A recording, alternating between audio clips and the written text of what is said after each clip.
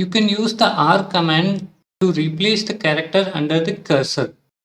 For example, if I use lowercase r followed by J, so the character under the cursor is changed to J.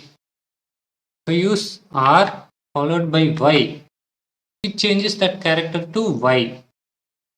I can also use a count prefix. For example, 3RA.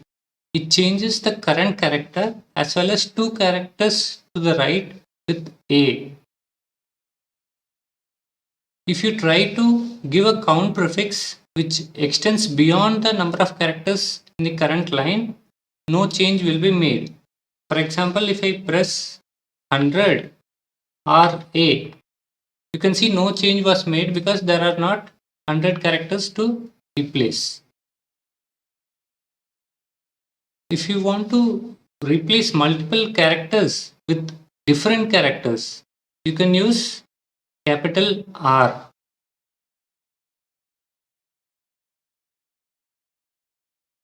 So for example, I want to replace and with the.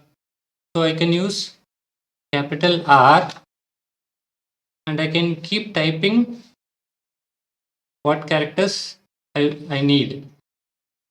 Finally, press escape to make that change.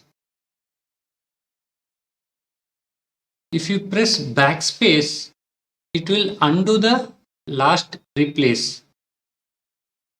So let's say I type capital R T I. So instead of H, I pressed I. So I can press backspace and then I can continue typing what I needed. Unlike lowercase r, capital R will extend the line if needed.